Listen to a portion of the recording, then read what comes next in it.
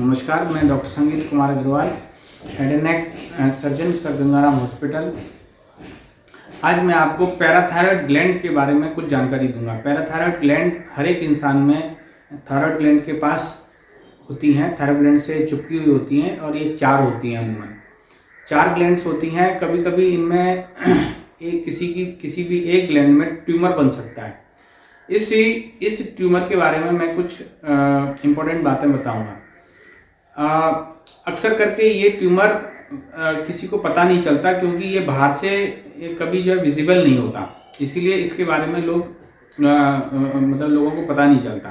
कुछ सिम्टम्स मैं आपको बताऊंगा जो कि जिसमें कि पैराथायरॉयड ट्यूमर हो सकता है, उसकी वजह से ही वो सिम्टम्स होते हैं। जैसे कि ज़्यादातर पेशेंट जो होते हैं वो किडनी स्टोन्स या गॉल ब्लैडर स्टोन्स की तरह से प्रेजेंट करते हैं, जिनमें कि बार बार किडनी में स्टोन्स अगर बन रहे हैं किसी के, तो हो सकता है कि पैराथायरॉयड एडिनोमा उसमें हो, मतलब पैराथायरॉयड ग्लैंड का ट्यूमर उसमें हो, लेकिन जो कि पता नहीं चल रहा है। दूसरा, कभी कभी सिम्टम्स में एक बड़ा इंपॉर्टेंट सिम्टम होता है कि पेशेंट को अक्सर करके कॉन्स्टिपेशन रहता है और हड्डियों में दर्द रहता है, एक जनरलाइज्ड वीकनेस रहती है बॉडी में, डिप्रेशन भी रहता है किसी पेशेंट को। कभी कभी कुछ पेशेंट्स में फ्रैक्चर भी हो जाते हैं, जैसे बार बार कभी हाथ का फ्रैक्चर, कभी पैर का फ्रैक्चर, इस तरह बोन काफ़ी फ्रेजाइल हो जाती हैं, तो इसकी वजह से फ्रैक्चर्स भी हो जाते हैं। अगर ये इस तरह के सिम्टम्स किसी भी पेशेंट्स में हैं, तो अपना कैल्शियम, विटामिन डी और पैराथार्मोन, जिसको पीटीएच कहते हैं, वो जरूर जाकर किसी भी अच्छी लैब से चेक कराएं, क्योंकि ये जो पैराथायरॉयड की प्रॉब्लम है ये अक्सर करके पकड़ में नहीं आती है, और पेशेंट्स जो है स्टोन के लिए और फ्रैक्चर्स का जो ट्रीटमेंट है और कॉन्स्टिपेशन का ट्रीटमेंट है, पेनक्रियाटाइटिस का ट्रीटमेंट है, वो करवाता रहता है। लेकिन मेन प्रॉब्लम जो होती है वो पैराथायरॉयड की होती है, जो कि कभी कैच नहीं हो पाती।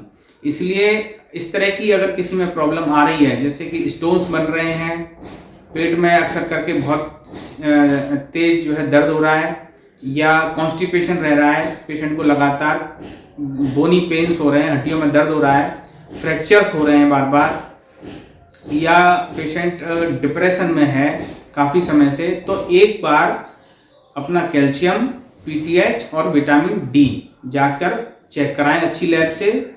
और अगर इसमें कैल्शियम ज़्यादा मिलता है तो, और पीटीएच भी ज़्यादा मिलता है, तो पैराथायरॉयड एडिनोमा होने की काफ़ी संभावना है। ऐसे केस में हम पेशेंट को एक अल्ट्रासाउंड कराते हैं नेक का, और एक पैराथायरॉयड स्कैन कराते हैं। पैराथायरॉयड स्कैन और अल्ट्रासाउंड में 80% केसेस में जो है पैराथायरॉयड एडिनोमा पकड़ में आ जाता है, और इसका सिर्फ एक ही इलाज है कि इसको सर्जिकली ऑपरेट कर दिया जाए। और ये ऑपरेशन बहुत ही सोफिस्टिकेटेड, बहुत ही अच्छा ऑपरेशन है, जिसमें कि पैराथायरॉयड एडिनोमा के तुरंत निकलने के बाद ही पीटीएच लेवल 5 मिनट के अंदर डाउन हो जाता है, क्योंकि इसकी हाफ लाइफ पीटीएच की 5 मिनट होती है, और कैल्शियम भी अपने आप ही डाउन होता चला जाता है। तो लेकिन ये ऑपरेशन में कुछ बड़ी इंपॉर्टेंट बातें हैं कि ये ऑपरेशन किसी अच्छे सेंटर पे और अच्छे हेड एंड नेक सर्जन द्वारा ही होना चाहिए, क्योंकि इसमें पीटीएच की sampling at the time of operation होना बहुत ज़रूरी है, और फ्रोजन जो ग्लैंड जो हम बाहर करते हैं उसका फ्रोजन होना ज़रूरी है, जिससे कि ये कन्फर्म हो सके कि ये पैराथायरॉयड एडिनोमा ही था। और पीटीएच का डाउन होना बहुत ज़रूरी है। कभी कभी पीटीएच डाउन नहीं होता तो हमको फिर बाकी की ग्लैंड्स को भी चेक करना पड़ता है। इसलिए इस ऑपरेशन को अच्छे सेंटर पर और अच्छे हेड एंड नेक सर्जन द्वारा ही करवाएं, और बाकी इस तरह की सिम्टम्स होने पर कैल्शियम, पीटीएच और विटामिन डी का टेस्ट जरूर कराएं। Okay, thank you.